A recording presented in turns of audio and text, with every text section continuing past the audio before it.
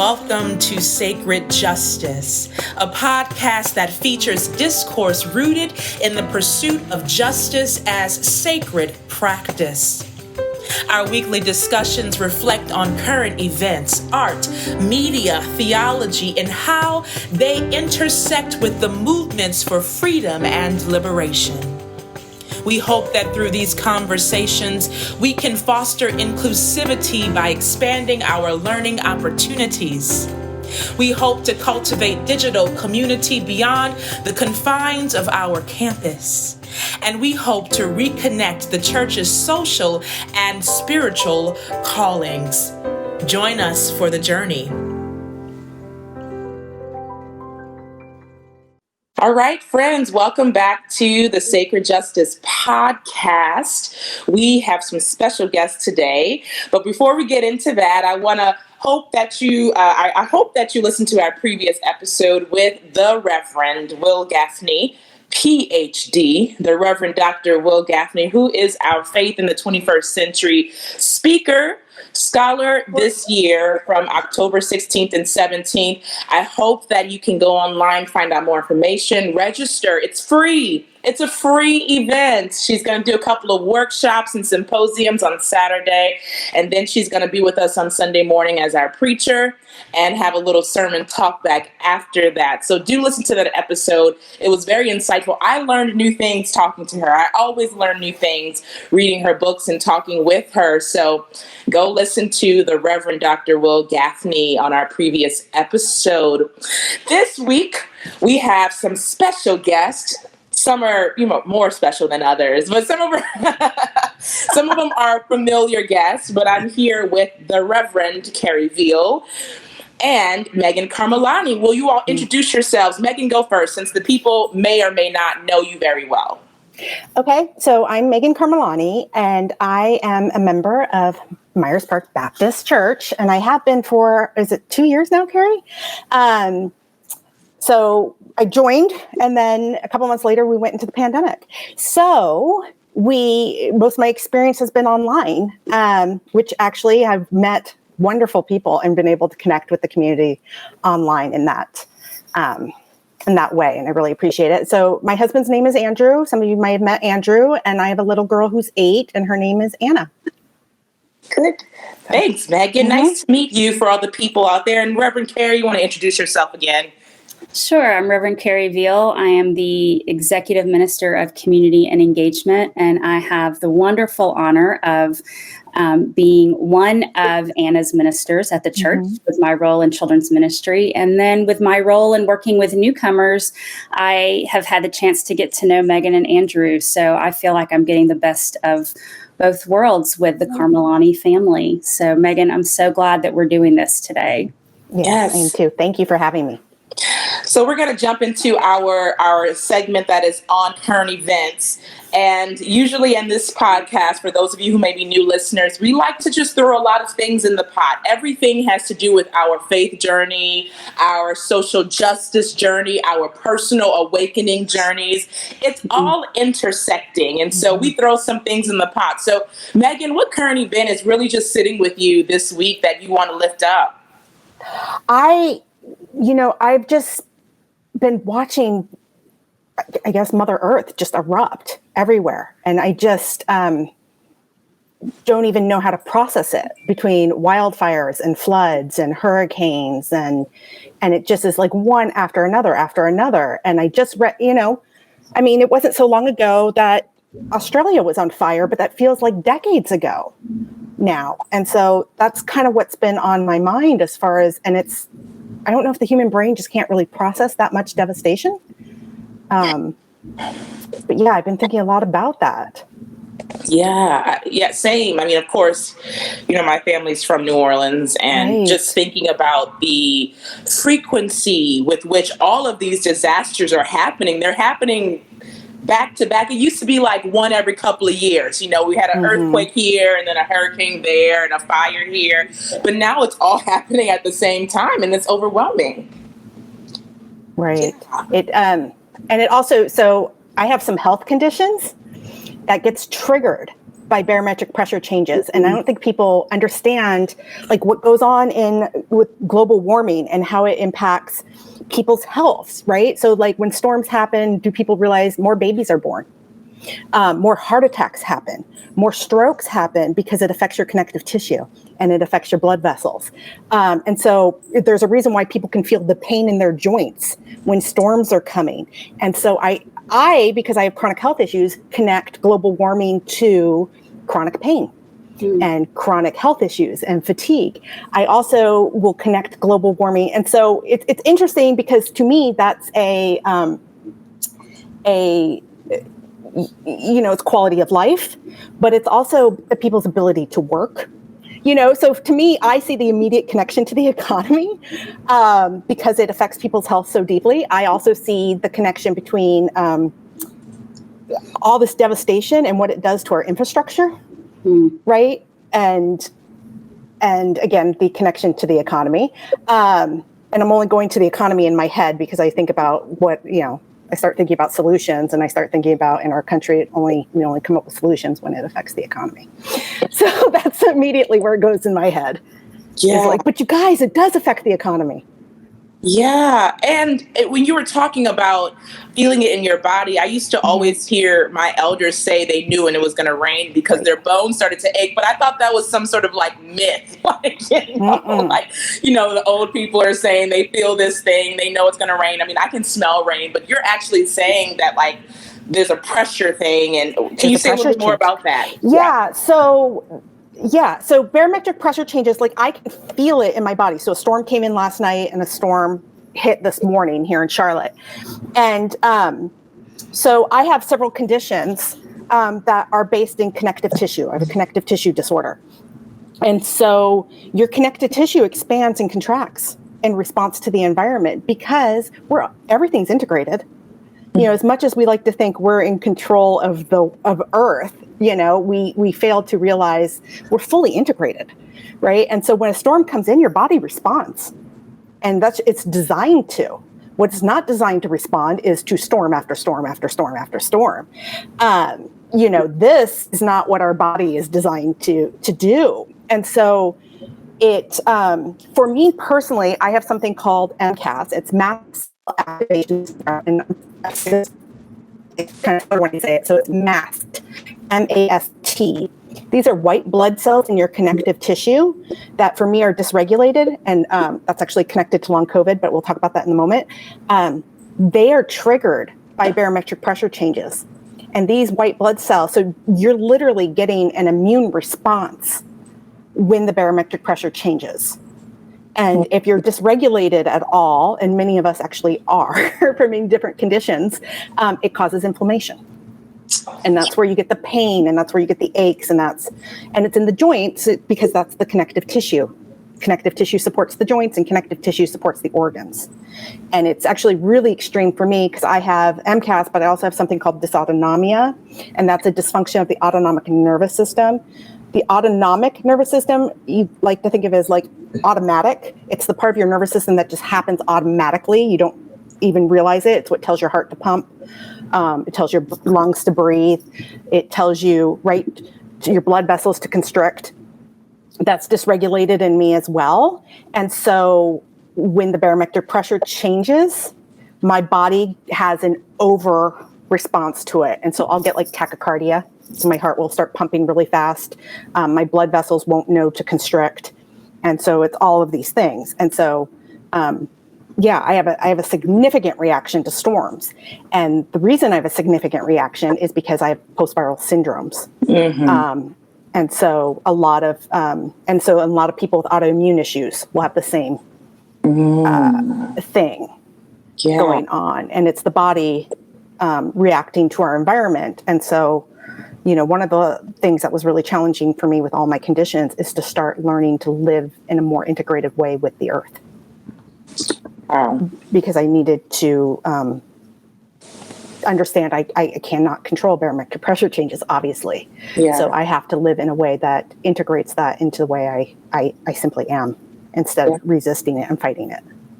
Wow. Well, I learned something new today. Thank you for sharing that. Carrie, Yeah. do you have a current event today or something that you're sitting with?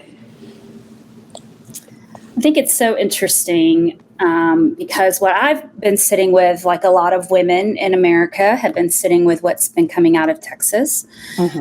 What kind of got brushed under the radar for a lot of people was that in the same couple of hours that I got the alert about Texas and their decision around abortion, another law was passed in Texas that means that you can carry a gun without an open conceal, whatever all the wording is. Those of you who've met me know that I'm very anti-Second Amendment. So I don't know what all the words are. And so as you're talking about how nature is impacting our bodies, Mia and I always tease each other that we try not to say phrasing, but she sometimes figures out a way to get it out of me. And so as an Enneagram body type, I feel things in my body, and long before I feel it, it goes from my body to my head, and then eventually my heart comes in. But I tend to avoid all the feels. But yet I'm feeling this, and so I'm as these physical, natural storms are raging, and how they are affecting people, whether they are literally sitting in the storm in the wake of Ida, or in the earthquake, or whether it's a news story that is just impacting the way that it is affecting our bodies. And so I'm really sitting with that and going, it's just an extra endangering of the body, right? So you are making a decision for all.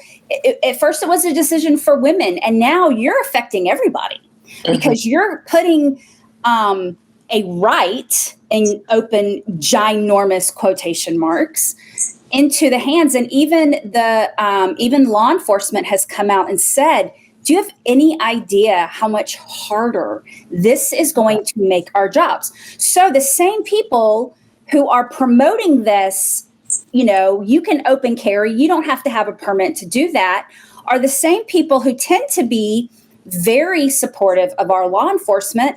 And they've basically just said, we don't care. So that's what's happening within my body, this and how I'm being impacted by that. And so I think it's fascinating that Mia and I've talked offline about this some, and Megan, you and I have too, about what happens to our bodies with whether it's a natural thing, whether it's a intangible outside kind of thing.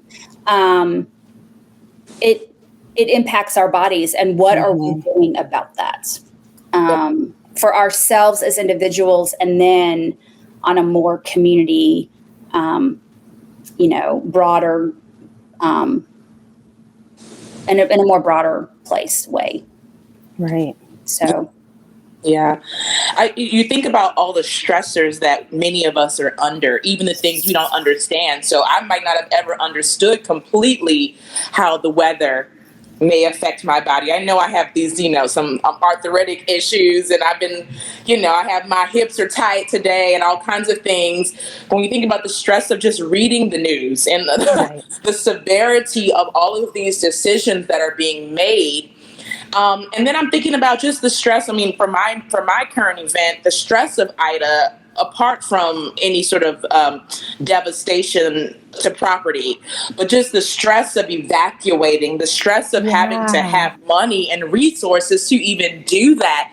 People are really at their wits' end right now. They are stressed out. I have people that I follow on social media who are like, they're in Houston right now, and they have been there for 12 days, and they are beside themselves in a way that I really haven't.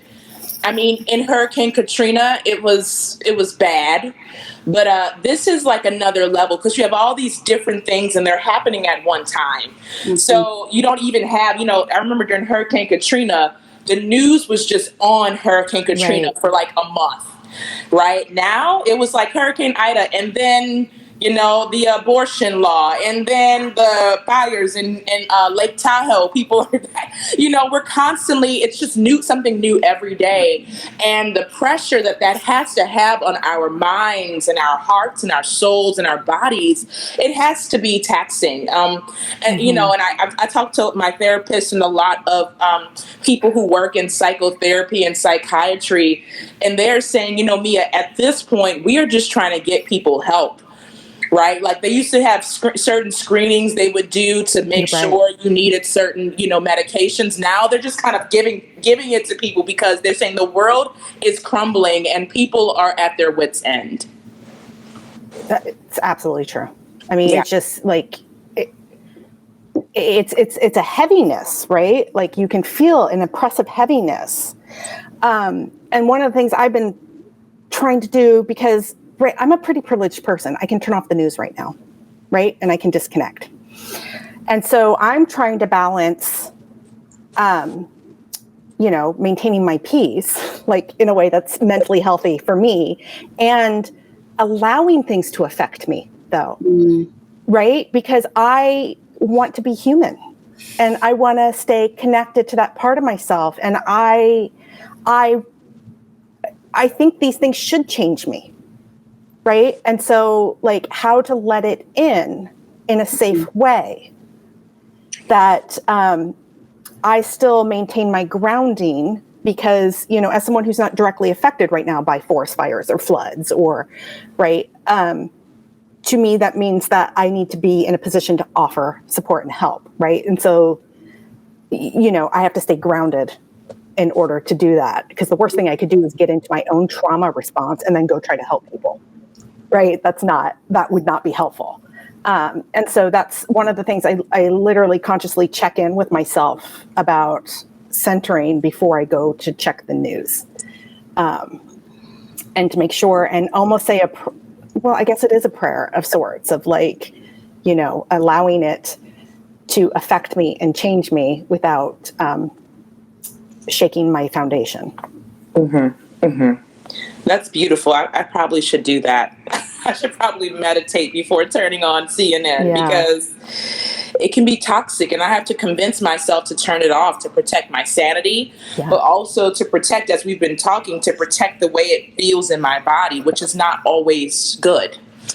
Right. And so since we're talking about the body, I would love to jump into our topic for the hour, the effects of long COVID. Now, Megan, you've been talking about this for a while. You have written things for us. You have done videos for the, weekly news and things like that. So if you've been keeping up with our internal email system at the church, you've probably seen something from Megan over the course of the pandemic about various things related to COVID. But today we are talking about long COVID. Megan, I want you to take it away and just to give people an idea of what you even mean by long COVID. I think I know what you mean, but I would love more clarity around that. So, okay, long COVID, the term itself has kind of evolved in the last year. So the term long haulers was developed for people who were not getting better. Because if you think back to the spring of 2020, we were told it was only going to affect the elderly. It would only affect those with pre-existing conditions. Everybody else, calm down, you're fine. And it's going to be 2 or 3 weeks and you'll be back to normal. And then there was a group of people, primarily like in the Northeast, where it got hit really hard, right? And Seattle got hit really hard early on, where they were like, no, we're not getting better. And oh my goodness, please forgive me, the woman who coined this term. I know her name, but I can't recall at this moment. A woman coined the term long hauler. She said, I'm a long hauler. It's not going away. And so long COVID can be classified in 3 different categories because it's really a catch-all, and depending on who is speaking, they can mean different things. So it can mean, there are 3 categories now. So it could mean organ damage, right? And so we're seeing that there's damage, people's brains are being damaged, hearts, lungs are literally seeing some damage. So it could mean that. And we're seeing that in all groups. So I focus on children. We're also seeing that in children, in healthy children. We don't know what scale because we're not doing the testing and we're not doing the imaging that's required to see that right now. We just know it's happened in a couple cases. The second category is vascular. So we're seeing damage to blood vessels and blood clots and things like that. The third category is what they sometimes label fatigue, mood, and you'll hear brain fog, cognitive issues, neurological symptoms. So what we're finding is in COVID for people who survive, that it's really turning into a neurological condition. We're having a lot of cognitive issues. So now, though, as the term long COVID has evolved, what it's more and more being used as is to describe category 3. Okay. And this is the category where we are getting, people in this category are starting to get syndrome diagnoses. And a syndrome is just a collection of related symptoms. And so I'm going to spend most of the time today talking about category 3, because again, I deal mostly with children. And so that's the category that's mostly affecting them. And so that's often what people are referring to as long COVID. But I'll pause there. Is there any clarification you guys want on any of the other or have any questions? You can fall into more than one category.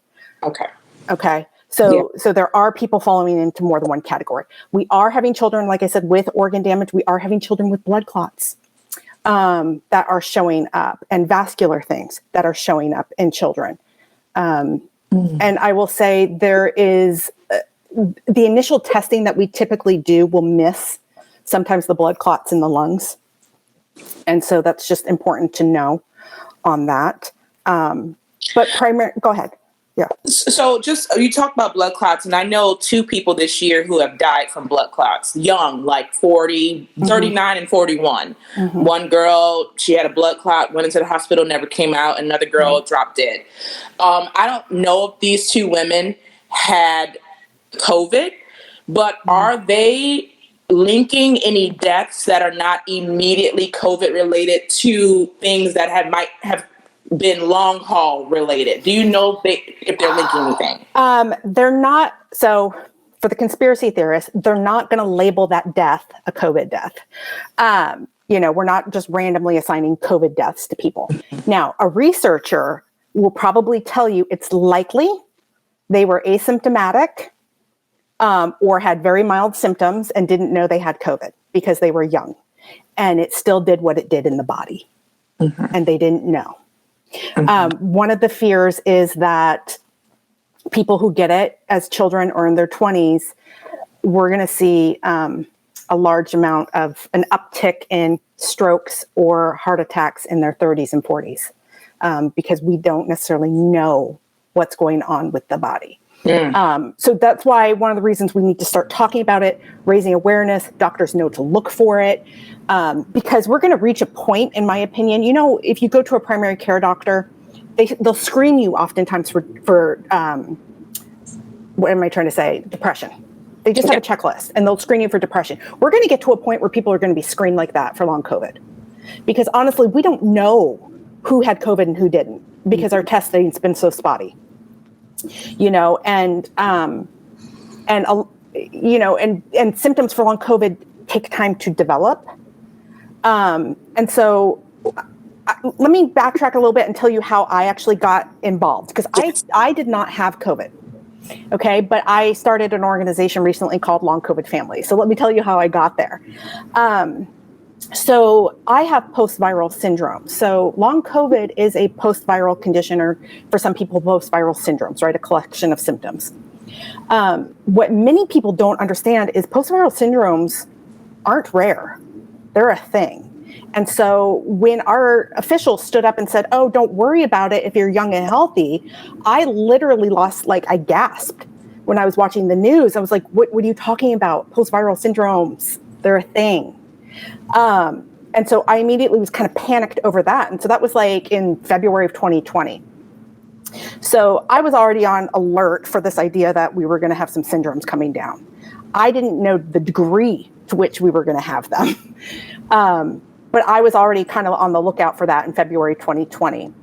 because when I was a child, when I was 11 years old, I got mono, which is common. Like 98% of people have been exposed to mono and have it in their body. And then there are some people who get really sick, and I got pretty sick when I was 11, and I was told by my doctors, you'll be fine. No big deal. Once you have it, it's over. I will tell you, I never quite felt right after that. And it's interesting, and I want people to understand this, because I was a child, I didn't have the language to describe what was going on in my body. So I didn't have the language to say anything other than, I don't really feel good, or I'm tired, right? And so that, it was kind of like, I noticed when I was playing soccer that my limbs just felt heavy. I wasn't as fast. It wasn't, things just were harder in a way I couldn't describe. Like I would say now it almost felt like I was trying to run through jello. Like there was like this invisible force. It just felt like the energy and the effort was so much harder. So that happened. But I could go about my daily life. When I was 14, I got mono again, which is really, really rare. And actually, I had a lymph node under my jaw, and the way I found out is the guy next to me in geography class turned around and was like, what is wrong with your face? And I had a golf ball sized thing under my chin. And so then we went to the doctor, and they're like, oh, you got mono again. And then it was after that, I never got better. So there is a segment of people like me that get a virus, a segment of the population that get a virus and just never get better. And so this was the 90s when that happened. So, and to just give you some context about my world that I grew up in. So I was born and raised, because it's relevant to the story. I was born and raised on military bases.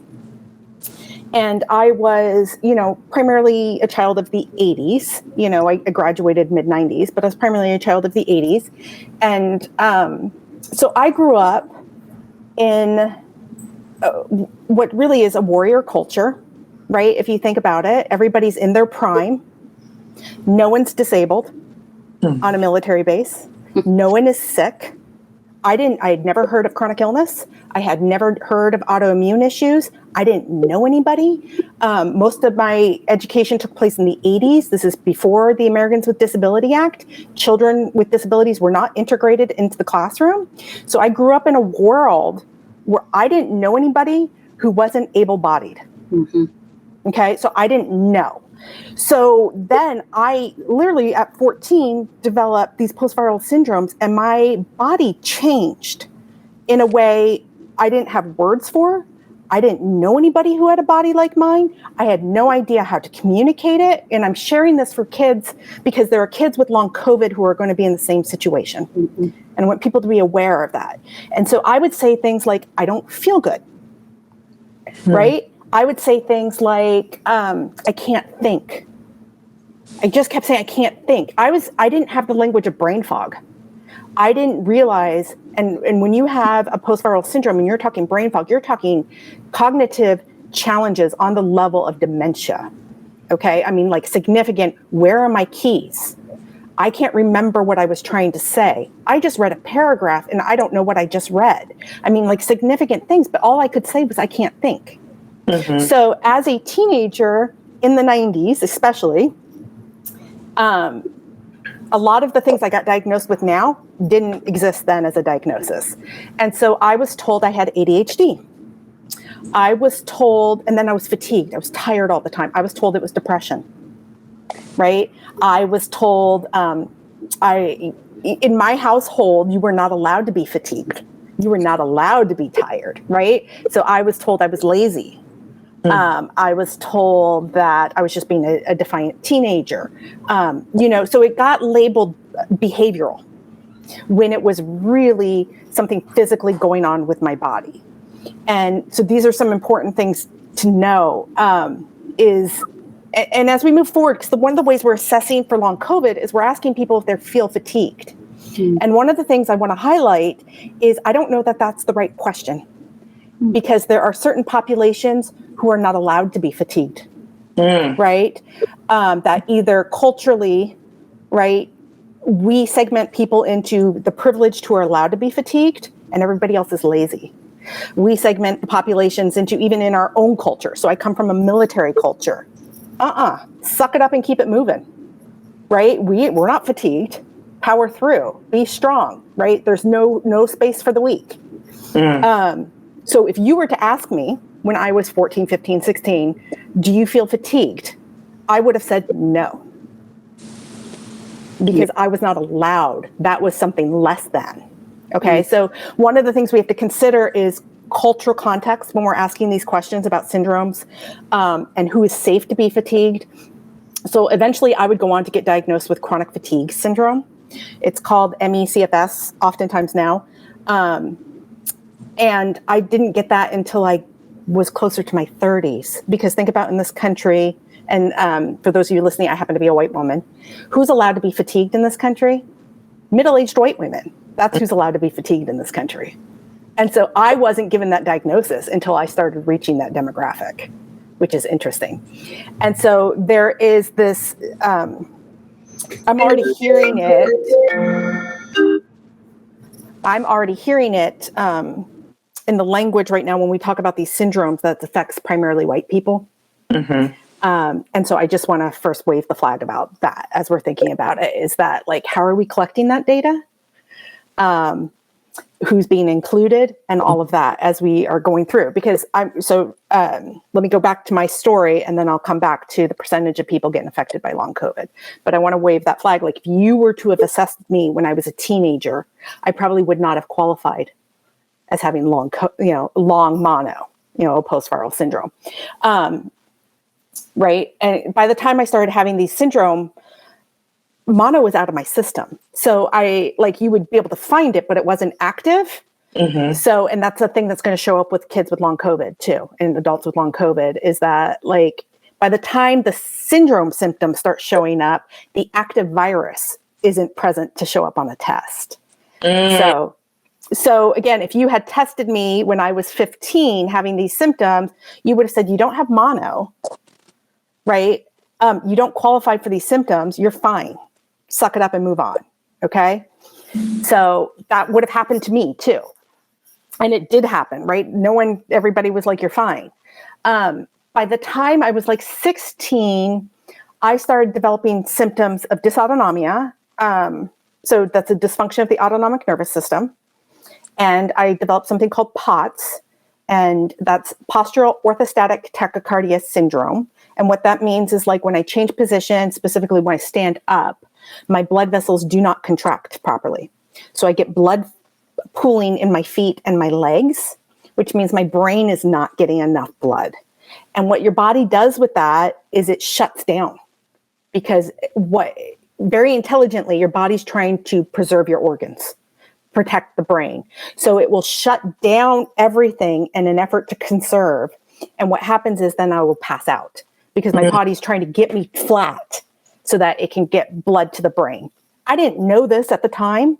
So I'm experiencing tachycardia, which is my heart is beating rapidly. Again, I didn't have language for it. I didn't know. I felt dizzy.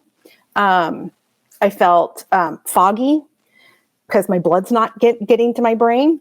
And then I was passing out. And so I actually ended up with a clinical diagnosis of seizures, because they did an EEG and it came back abnormal. But it was not abnormal in a way typical for seizures. So they went ahead, because I was having neurological symptoms. I was having word finding problems. I was having brain fog. I was even having stroke-like symptoms sometimes, where a side of my face would droop. And it would look like a stroke, but I could understand and communicate with people. So it clearly wasn't a stroke, but it would look like it. So it would be these neurological symptoms. I would later learn that that was a manifestation of something called a hemiplegic migraine, which happens to people with post-viral, is not uncommon in people with post-viral syndromes or even post-infection syndromes. So I had all these neurological symptoms. So of course, everybody's thinking it's something to do with my brain.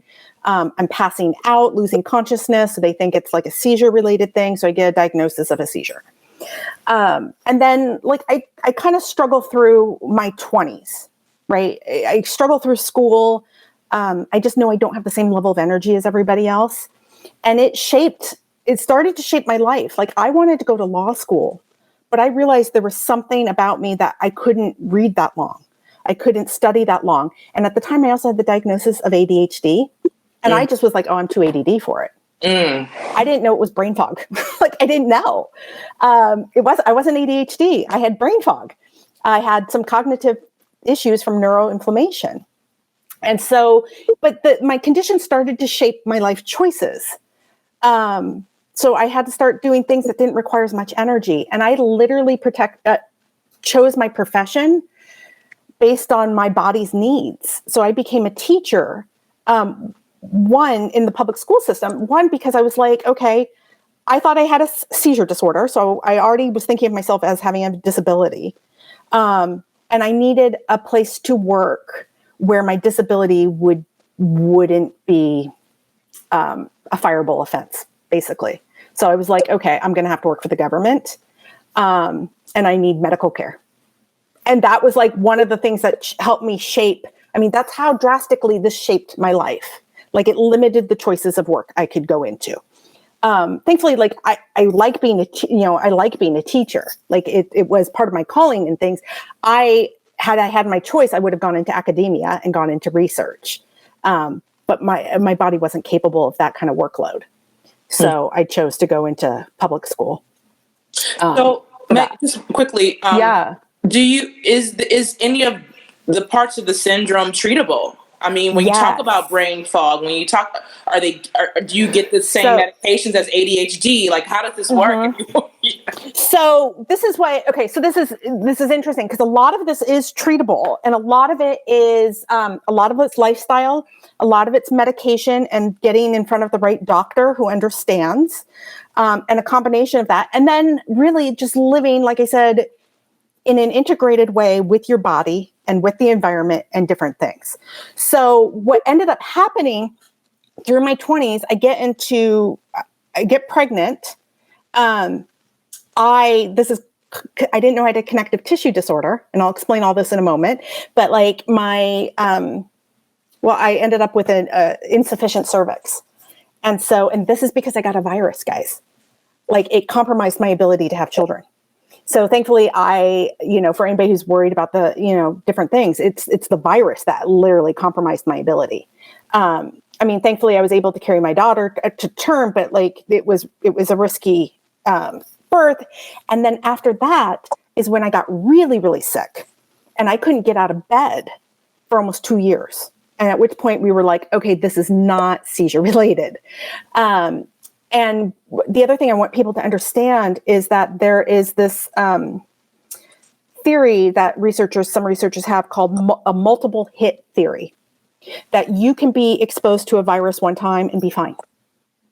But if you're exposed to that virus again and again and again, or in my case, I got mono once, it rattled my system. I got mono twice, it drastically changed my system. I got pregnant, and then suddenly, boom, my body went done and shut down, and I was bedridden. And so that's the multiple hit. So the other thing that's applicable to COVID is this idea of like, well, I got COVID once and I was fine, not a big deal. Good, I'm glad to hear that, but COVID's not going away. And you might be fine once, but if you get it again and again, your body can only handle so much, right? And it's like, I'm very careful not to get the flu because the flu could trigger it again, right? I'm very careful. Like people need to understand viruses can change your body in ways we don't fully understand. And even if it's like, oh, it's not a big deal this time, if you're repeatedly exposed, you can end up bedridden like I did. And so when I was bedridden, then we started seeing real doctors, and they came back. It took me 3 years to get diagnosed. So this is what I learned was going on with my body. And then I'll tell you about the treatments for it. So what I learned, and it's directly applicable to what's going on with many people with COVID. Okay, so with my particular body, what has happened, they believe this might be happening with people in long COVID, is that for some reason, the virus has not cleared my body for some reason. that there is a virus reservoir somewhere, sitting somewhere out of the reach of my immune system.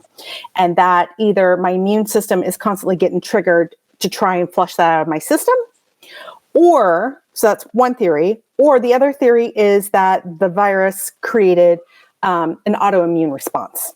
And so I have an autoimmune response going on in my body as a result of the virus. That's also what they think is going on with people with long COVID. And so one of the things that's happening is I talked about the mast cells in your connective tissue. So for me, as an example, these mast cells are white blood cells. The connective tissue is part of your immune system. So if they're thinking, the virus is kind of hanging out in your tissue somewhere. So it makes sense that your connective tissue is constantly kind of revved up to try and push it out. Okay, so your connective tissue is around all your joints and around all your organs, which is why people with long COVID and people with post-virus syndromes have multi-system issues. Okay, and one of the challenges is there is no doctor that specializes in connective tissues. So you start having heart symptoms, you go to a heart doctor. You start having digestive systems, you go to a digestive doctor. There's no one really to go to that's like, oh, these are all related to your connective tissue. Oh, this is all related to, So I have my mast cells are deregulated and they over-respond to whatever a trigger may be. And then they degranulate or they intersect with my autonomic nervous system and they make the nervous system deregulate, right, or dysregulate. And the combination is that I have something called MCAS, right? So mast cell activation syndrome. And the treatment for that are mast cell stabilizers. So there's medication that actually kind of suppress the mast cells from overacting. Okay. And that's the medication I went on personally that flipped the switch for me and changed it from I was bedridden to I was able to get out of bed again, is when I went on mast cell stabilizers. They are also, mast cells also release histamine. And so they're the things that give you the runny nose. They're the things that, create mucus, all of those things. The histamines release to it. It also can cause neuroinflammation if you're really, really high in histamine. And so I take a significant amount of antihistamines in the morning and antihistamines at night. And they're finding people with long COVID, many are being prescribed antihistamines as well. And then a lot of people I know with long COVID are actually starting to get diagnosed with MCAS. The challenge with getting diagnosed with MCAS is that, that diagnosis is only like 2 years old. Like the research on that is like brand new. I was very fortunate in that I lived in Phoenix where the Mayo Clinic was, and I was seen at the Mayo Clinic. So dysautonomia is when you have is a secondary reaction, usually to a trigger when you're post-viral. And so there's something going on that's triggering the dysregulation of the autonomic nervous system. I just happened to be at Mayo that specializes in dysautonomia, and they were able to help me figure that out. So one of the challenges we're having now is that these symptoms are very similar to what's going on in people with long COVID. We don't have doctors that know about it. And so that's one of the real challenges. And one of the reasons I wanted to start talking about it is because there is treatment for some of these things. Not everybody with long COVID has what I have, but a lot of people do. And they will. You're saying that they will. And they will. Yeah. So that was the MCAS. And so I got treated for that. That improved my POTS and my dysautonomia because that was the trigger for me for my dysautonomia. And I also have, so I have MCAS, I have the dysautonomia and POTS. I have chronic fatigue. Chronic fatigue's harder. It's unfortunate, like the common, so it's MECFS now is what it would be called now. Common language is chronic fatigue. It's unfortunate that we associated fatigue because people don't understand what this means. So it's not that I'm tired and I need to go lay down and I feel better. That's not what it is. What it is that my body literally cannot produce the energy. So laying down is not going to help me produce the energy. There's something going on that's affecting my body's ability to create energy. And so what that feels like, if anybody's had a virus, like whatever virus you have, and you have that like bone tired feeling where you're like, I can't lift my head off the pillow. That's chronic fatigue. So when people with long COVID are saying I'm fatigued, that's what they mean. They mean like their limbs are heavy to lift. It's hard to lift their head. It's hard to stand up because your body literally just doesn't have the energy for it. And so that's chronic fatigue. And that's something that's the harder piece that I have just had to integrate in a way. You just do pacing. So for every activity I do, I build into my schedule rest in between. It just is what it is. And I have to do it that way. I do that too, but I'm an introvert. That's why I do that. Yeah. But like, what's interesting though about it is that like, it occurred to me one day about the concept of disability and things and how much of this is driven by society. Because I was like, no one calls, if you went and stood in the snow and you got frostbite, no one would be like, oh my gosh, it's horrible. I can't stand the snow without shoes.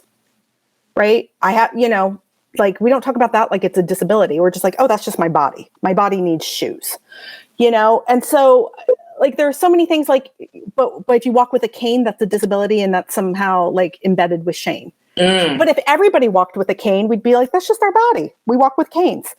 And so part of me is switched into like, that's just my body. And this thing of needing rest in between activities, okay, well, that's just my body. And so that's just what it needs. And unfortunately, society, in a capitalistic society is not really keen on that. But I think it's, with everybody with long COVID coming through, we're going to have some major shakeups in our understanding of activity and production. Yeah. But so there are treatments for all of this. There are a lot of lifestyle, and then there's some like just adjustments in expectations and reality. But so this is what I was living with, and these are the diagnoses I had. And I was going back to February 2020, I also, because these conditions are rare, I also follow researchers and patient advocates on Twitter because they'll talk about research in real time, and I often find myself, most doctors don't know these conditions. And so I have to go in and educate my doctors. It's a very unusual place to be as a patient. So, I moved to Charlotte 2 years ago. I made an appointment with a primary care doctor and I sat down and my first question to her was like, are you willing to learn about my conditions? And I had to educate her. And the way I get educated was on Twitter. So I'm on Twitter, February 2020, and researchers started sounding the alarms because there was research coming out of Asia and coming out of Europe and people weren't getting better. And I started pulling the research and the report and the early data, and I looked at it and I thought, oh my goodness, these are my symptoms. These are my symptoms. And so that's when I first started posting on social media because, one of the first things I posted was like, hey, I got a virus as a kid and I'm 42 now. We're 30 years later. I never got better. And so that's when I started posting on Facebook. And then by the fall of 2020, I started getting contacted by people who had long COVID and were like, I don't know what to do. My doctor is like, this is new. We don't know what to say, but my symptoms sound like yours. Or people were getting referred to me. And so then I started, I was able to like walk them through some of the symptoms and some of the things you can do. Electrolytes are key. Antihistamines help. Elevate your feet at certain times. There's all kinds of things you can do. And so suddenly, like by spring of 2021, floodgates open. I was getting all kinds of phone calls. And then I was invited into long COVID support groups to help and give information and advice. And then I ended up more on a national level, helping out various groups. And so that's how I got involved with long COVID. Because, it mirrors so much. And I looked at it, though, and again, all of our research is on adults. And I, as someone who was a child with a post-viral syndrome, I know what that is. I know what it's like. And so I'm very, very worried about children. So right now, we don't really know how often long COVID happens in children. We do know there's a couple different studies out there. Rough numbers are approximately 10 to 15% of kids. who get COVID will develop long COVID. Now, again, if you get COVID more than once, your chances go up. Yeah. You can get long COVID even with the vaccine. Okay. So one of the things, it's rare, but you can do it. Because one of the things is that, especially if it's an autoimmune response, right? Because the vaccine doesn't stop the virus from entering your body. It just helps you not get really sick. So once the virus enters your body, if there's an autoimmune response that's triggered, it's not going to prevent that in some people. So that's something to know too. The thing with children is, so 10 to 15% of kids are getting it, is what we think. So then who's at risk, right? And, most people would think, oh, it's someone with underlying conditions, not for the syndromes. Okay. So for the syndromes, you tend to be healthy because your immune system's overreacting. It's actually being too efficient in its immune response. And so you tend to be healthy. The one thing that we are noticing, especially in younger populations and children, this we're just noticing, we don't know if this is a real correlation or not, is that, because again, the research isn't there yet, but children tend to be hypermobile. So hypermobile simply means super flexible. About 20% of the population is hypermobile. So I'm hypermobile. I actually have Ehlers, it turned out I have Ehlers-Danlos type 2, which is a connective tissue disorder that has hypermobility. So for people like me, I think about 3% of the population has what I have, but 20% of the population is hypermobile. So this is important to know because you can be hypermobile genetically, or you can be hypermobile because you were exposed to a virus previously. Because viruses attack connective tissue. So it can change the way your connective tissue is working. And the way that the virus gets to the nervous system is through your connective tissue. Right. And so if you had like some, 5 different viruses previously, maybe you're now hypermobile, you get COVID, you might be at risk for long COVID. Or you're like me and you're born super flexible, we tend to be more at risk, is what we kind of think right now. And I will tell you, with children, almost every child that I work with is hypermobile. Okay. And the thing to understand with hypermobility is if you're hypermobile and you're strong, you're probably an athlete. Because you have, think about basketball players, gymnasts, think about the range you would have, think about, all of that. And so it's just something like the population you think would get it, and then the population who's actually getting it is, almost all of our kids. I was an athlete when I was a kid when I got it. Almost all of our kids are super healthy kids. Yeah. That are getting it. And then they get this virus and it changes everything. So I guess my question as we come to the end of our time is when we see, and Carrie, you can jump in here too, when we see some people protesting masks in schools and all sorts of things related to children particularly, what does that bring up for us, hearing about these long-term effects? Their kids may get sick and not die, but if this is going to be the reality of their lives, now that we know some of these things, what comes up for us then? I will tell you, early on, I had a full-on trauma response. Like, I had to go to therapy. Because it was, to me, like watching someone abuse their child. Because I know what the consequences are firsthand, and I lived it. And I just, I looked at that and I thought, you have a parent who's not wanting you to wear a mask and you get long COVID. What are you going to think in 10 years that your parent did not protect you? What is that going to do to that relationship?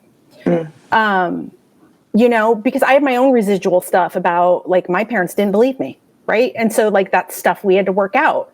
And in many ways we didn't work out, of like, I would describe it as gaslighting that was going on when I was a kid. And part of the reason I got so sick, I believe, is because it was not taken seriously early on and not treated early on. Because the worst thing you can do is push through. and not respect your body. Because what I have learned the hard way is when you don't respect the symptoms, they get louder and they get louder and they get louder.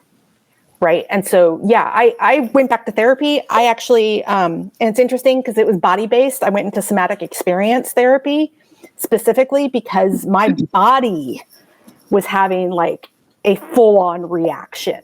Oh my gosh, to the protests about the masks and the people at the school board meetings and things, physical reaction to it.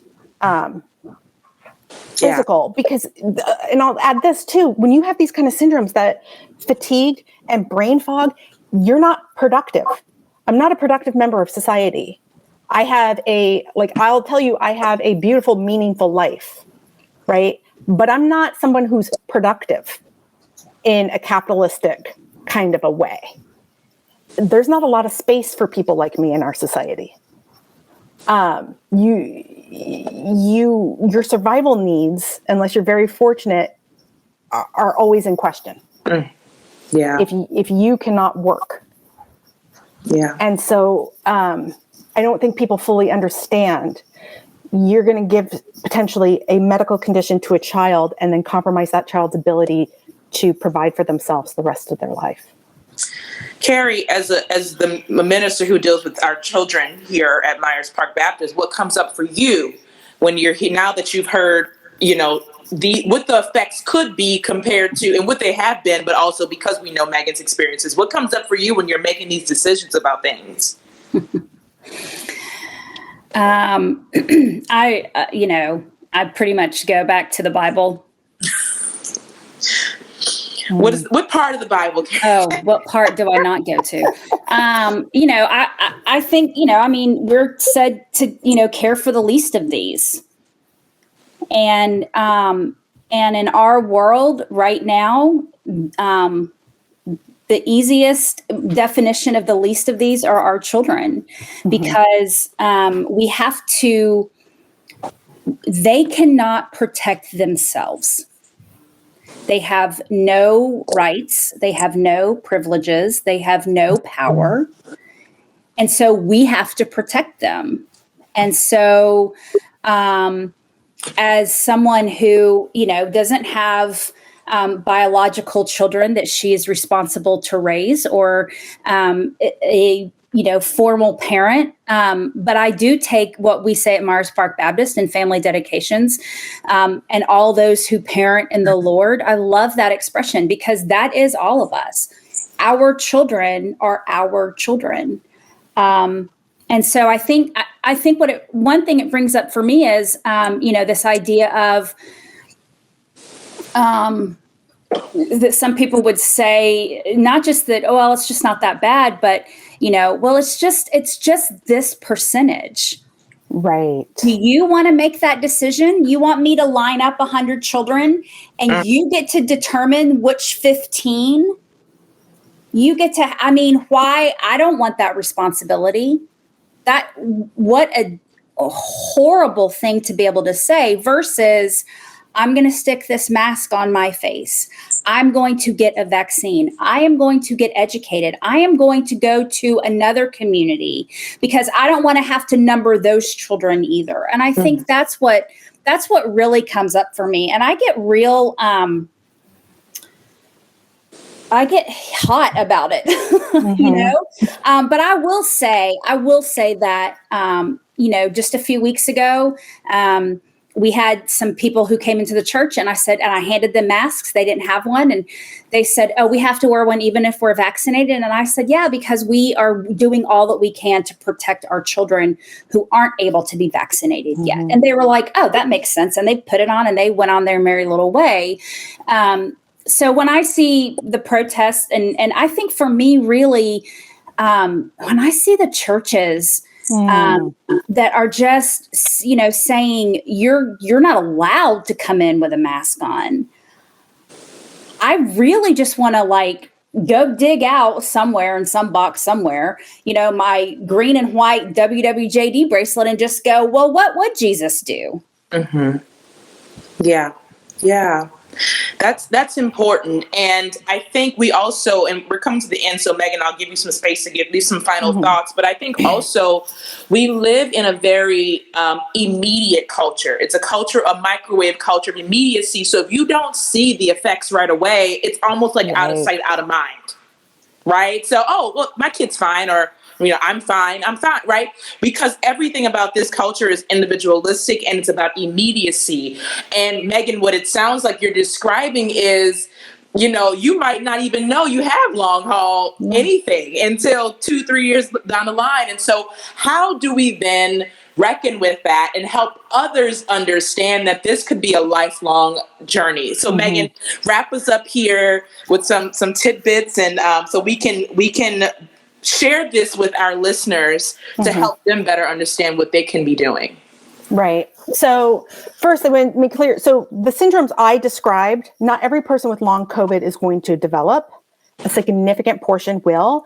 There is still all kinds of stuff we don't know right now. Right. And Congress gave $1.2 billion to the NIH to study it. They put $40 million aside just for children. But research is slow. It's slow coming. So here's what I would say about it is I think as a culture, we ignore our body. I think that we're going to have to start learning to integrate our body into just the way, and I love that we started the conversation off about our body, but in a way our culture is not typically used to doing it. I think it's just one of the things that got me through it is this understanding that I am, mind, body, and spirit, and I have to really live integrated with that. For people who know someone with long COVID or think they're going to develop it or worried about developing it, it's awful, right, to have post-viral syndromes. It is awful. I wouldn't wish it on anybody, but I do want to reiterate, and also, it's an and also. And also, I was able to have a really good life. I am able to have a really good life. So it's not totally hopeless to anyone out there, but I want to emphasize the reason I have such a good life is because I'm connected to resources. That's why. And so I have information, I have the education, I have medical care, I have resources. And so to wrap it up, I will say what you need to get through this, if you or a loved one has long COVID, is you need acceptance. Okay. So I spent many years in denial that my body was different. It did not serve me. And so you have to accept that your body's different, right? So care for the body you have, not the body you think you should have. So it's acceptance. It's personal responsibility, right? I'm going to take personal responsibility for my body. And I'm going to show up and care for it in the way I would care for my own child, right? So that means that self-care to me means I go to bed and I make sure I get the sleep I need. Anything I learned when I had my child, anything I would tell my child, I should be doing for myself. Is she eating healthy? Am I eating healthy? Am I getting quiet time? Am I getting play time? Am I, all of those things. So that's acceptance, self-care as far as personal responsibility. But the third piece that our culture really needs to understand is community care. Okay. No one's going to get through this without the community. And I had a conversation with Carrie and then with Ben as well. And now that I feel like the church has a role here, because what is getting hammered, the area of the country that's getting hammered is the Bible Belt. Some churches have contributed to that. But what we're going to have to do is we're going to have to figure out how to provide community care. Yeah. Because the church in this country has not necessarily been that kind to disabled people. Many fought the ADA. Many will tell you to go pray away your illness. I've literally heard get right with God and he'll take care of it, as though I'm being punished. As opposed to my take on disability is we are diverse in everything. Of course, we are diverse in physical and mental ability. Of course we are. Yeah.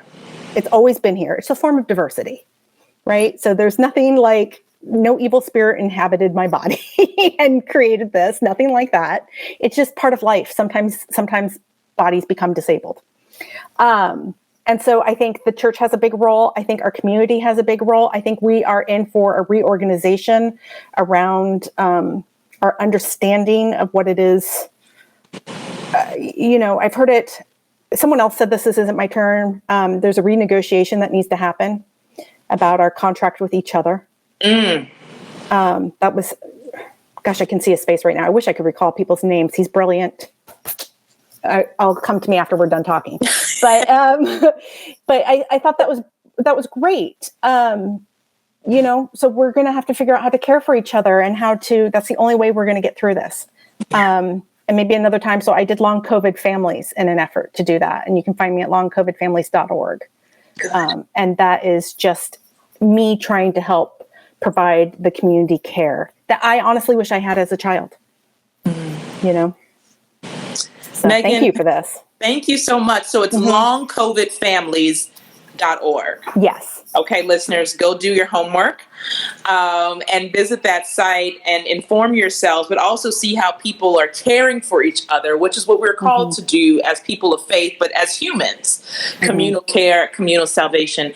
Reverend Carrie, Megan, thank you for joining us on Sacred Justice. Yeah, thank you very much. Yeah, thank you, Megan. I'll see y'all next time. Take care. Bye-bye. Friends, that was our episode this week. As always, please email your questions and your suggestions to Reverend Mia McLean at mmcclain@myersparkbaptist.org. Until next time, take care. This is Sacred Justice.